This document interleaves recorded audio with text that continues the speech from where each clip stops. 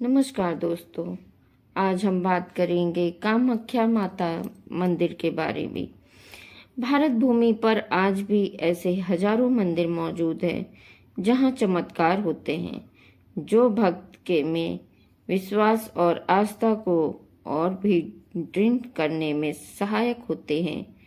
आपने भी कई चमत्कारों के बारे में पढ़ा या सुना होगा, परंतु कभी आपने सुना है कि किसी मंदिर में देवी प्रतिमा रजस्वला होती हैं? रजस्वला का मतलब माहवारी होती है।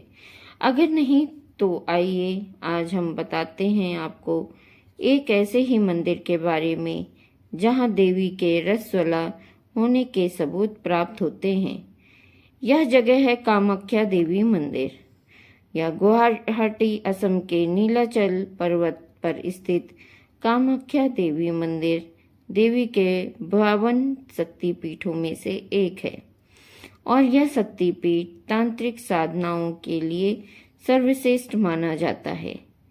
हिंदू धर्म में 52 शक्तिपीठ है, जिसमें से एक कामाख्या मंदिर को सभी शक्तिपीठ का महापीठ माना जाता है। यह मंदिर बहुत ही प्रसिद्ध और चमत्कारी भी माना जाता है। मान्यता है कि कामाख्या शक्तिपीठ माता सती से जुड़ा है।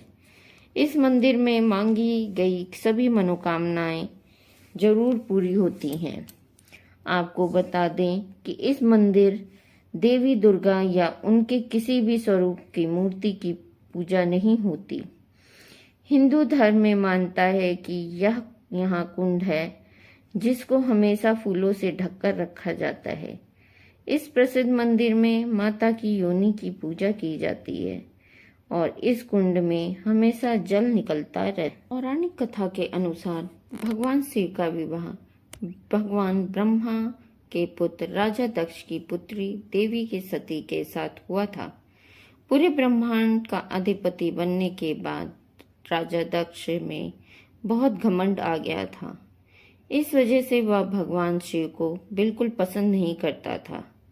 एक बार दक्ष प्रजापति ने महायज्ञ का आयोजन किया था, लेकिन उस यज्ञ में उसने अपने दामाद भगवान शिव और अपनी पुत्री देवी सती को आमंत्रित नहीं किया था। इस बात की जानकारी जब देवी सती को मिली तो वह खुद रोक नहीं पाई और बिना निमंत्रण के ही महायज्ञ में चली गईं। महायज्ञ में पहुंचने के बाद देवी सती ने अपने पिता से भगवान शिव को न बुलाने के कारण पूछा, तो घमंड से पूर्ण दक्ष ने भगवान शिव का अपमान करने लगे। उसने भगवान शिव के बारे में अपशब्द बोलना शुरू कर दिए।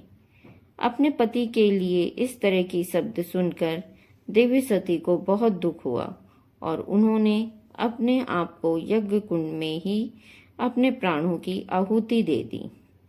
जब भगवान शिव को इस बारे में जानकारी मिली तो उनको बहुत क्रोध आया और अपनी जटा को उखाड़कर जमीन पर पटका, जिससे वीरभद्र और महाकाली उत्पन्न हुई।